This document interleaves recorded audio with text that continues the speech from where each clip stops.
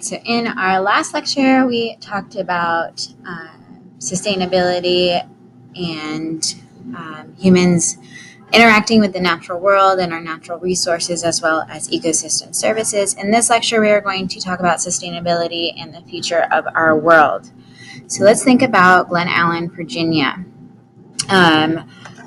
We greatly influence the environment around us. If you're at home, look outside your window. If you're at school, look outside.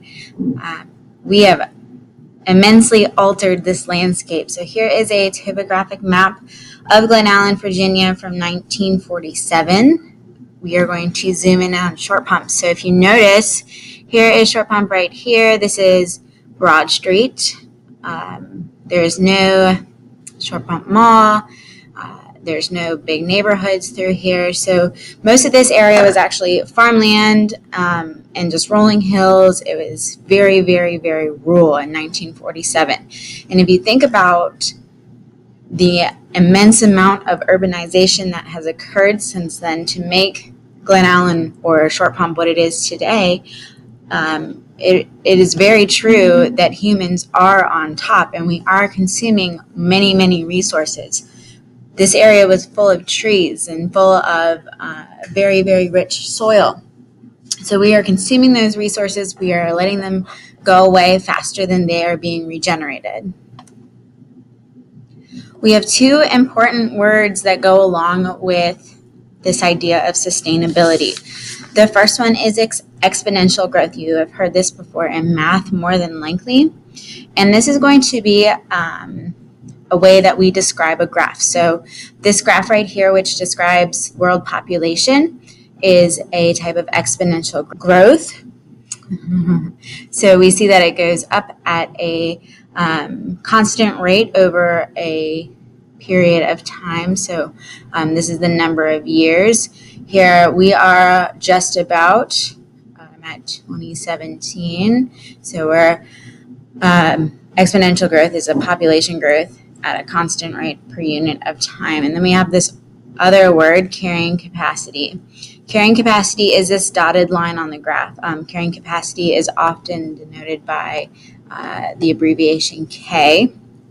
So carrying capacity is the maximum population of a species that an area can support over a given period of time.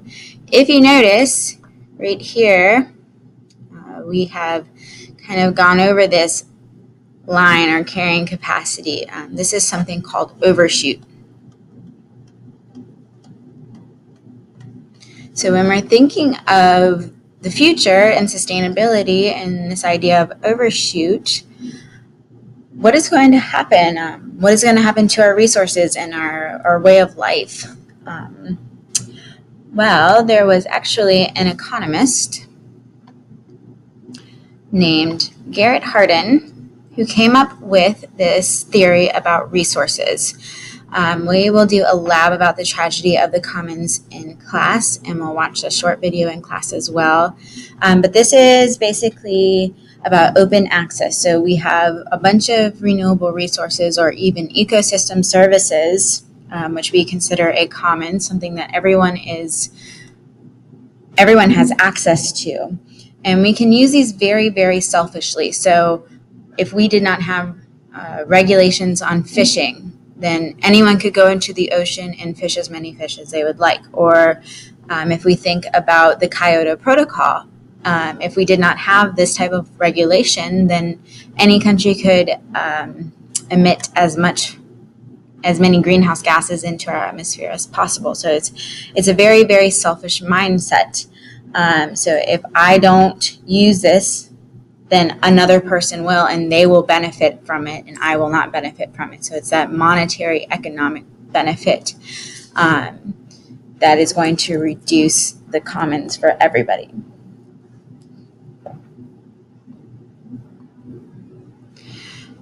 All right, let's talk about affluence. So affluence is basically just wealth. So a lot of times developed nations are going to have a lot more affluence, and these developed nations are going to be industrialized, high-income nations, and and this is only 17% of the whole world's population, which is a very, very tiny amount. Examples of these countries are going to include the United States, Canada, and Japan. On the other hand, we have developing nations, which is just what it sounds. They are developing to become developed nations, and there are two categories of those. There's middle income and low income, and this is the other 83% of the world's population. So they're mostly in Africa, Asia, and Latin America. Those middle income countries are more like China, India, and Brazil, and we will also call those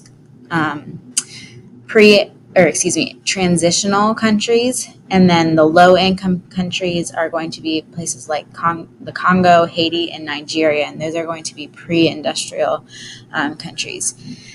If we're thinking about affluence and developing versus developed nations, as far as sustainability is concerned, developed nations are typically going to have very large ecological footprints. And what that means is that these developed nations are going to have access to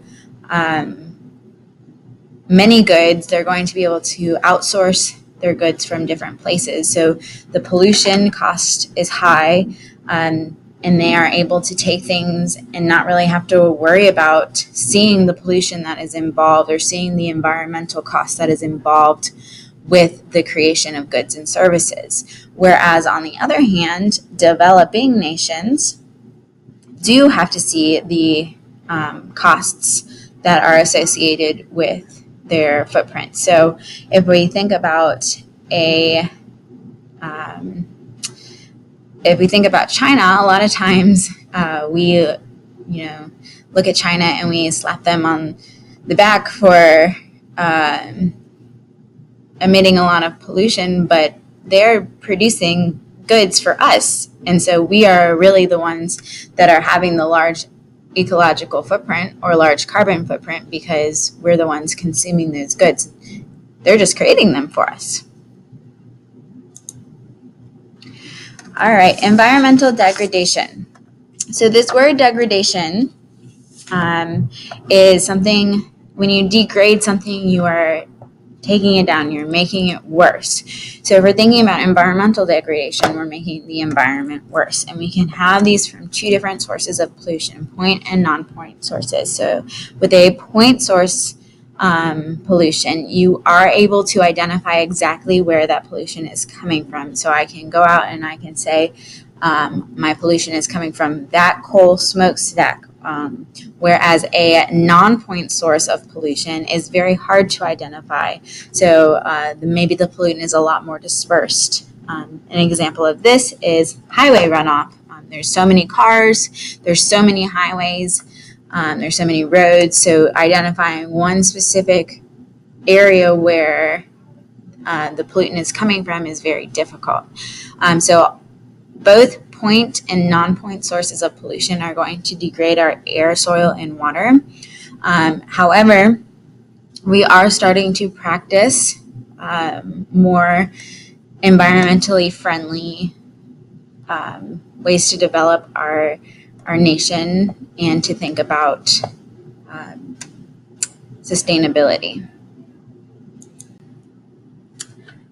One of the reasons why we did start thinking about sustainable practices and sustainable developments is because of something called the Millennium Ecosystem Assessment. So we had our first ecosystem assessment in 2005, and these are assessing our ecosystem services or the consequences that we have had on these ecosystem services because they obviously do a lot for human well-being. So what the results of this assessment found out are, one, over the past 50 years, humans have altered ecosystems so fast and they are not being regenerated in time to meet our needs, which has led to a huge loss of diversity. Two, while we have grown economically, the growing costs that have been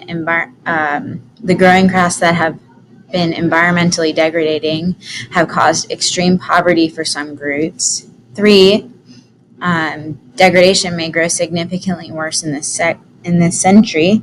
And then four, and what is good is we can reverse degradation by modifying policies, institutions, institutions, and practices.